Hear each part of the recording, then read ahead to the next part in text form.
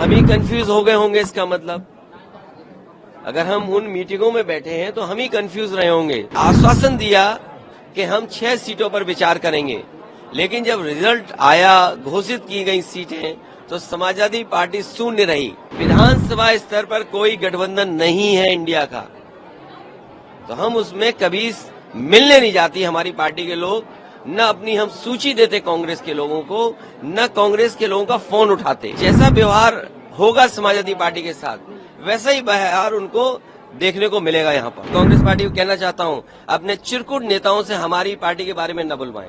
कौन कांग्रेस या कोई दल क्या कह रहा है, इंडिया गठबंधन,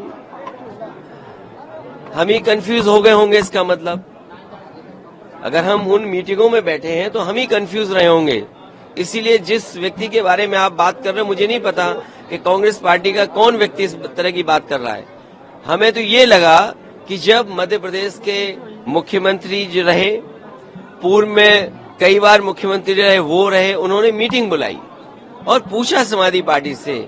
हमने अपनी पूरी परफॉर्मेंस बताई, किस समय पर समाजवादी पार्टी के विधायक कहाँ जीते हैं, कभी 1 जीते, कभी 2 जीते, कभी 5 जीते, और किस जगह हम नंबर 2 पे रहे।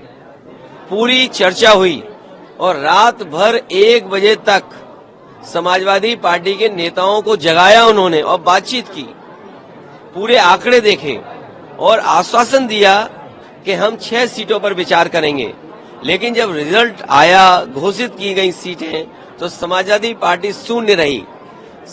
अगर ये मुझे पहले दिन पता होता कि विधानसभा स्तर पर कोई गठबंधन नहीं है इंडिया का, तो हम उसमें कभी मिलने नहीं जाती हमारी पार्टी के लोग, न अपनी हम सूची देते कांग्रेस के लोगों को, न कांग्रेस के लोगों का फोन उठाते। लेकिन अगर उन्होंने ये बात कही है कि गठबंधन नहीं है, तो हम स्वीकार करते हैं गठबंधन नहीं है। और गठबंधन अगर केवल उत्तर प्रदेश में केंद्र के लिए होगा तो उस समय विचार किया जाएगा, और जैसा व्यवहार होगा समाजवादी पार्टी के साथ, वैसा ही व्यवहार उनको देखने को मिलेगा यहाँ पर। अगर मुझे पता होता कि गठबंधन प्रदेश स्तर पे नहीं है, तो मैं समाजवादी पार्टी के नेताओं को दिग्विजय सिंह जी के पास नहीं भेजता।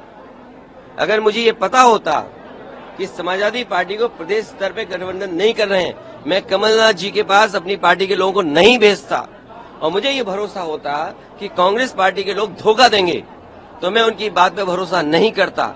मुझे बताया गया कि 6 सीटों पर आपके लिए सोचा गया है, विचार किया गया है, और उस पर तय करेंगे। सिटिंग एमएलए की जगह आप सीट दे दोगे आप, और उम्मीद करोगे कि मैं आपके बारे में सच बोलूं, और जो बात बोलनी है उनको। मैं आपके माध्यम से कांग्रेस पार्टी को कहना चाहता हूं, अपने चिरकुट नेताओं से हमारी पार्टी के बारे में न बुलवाएं।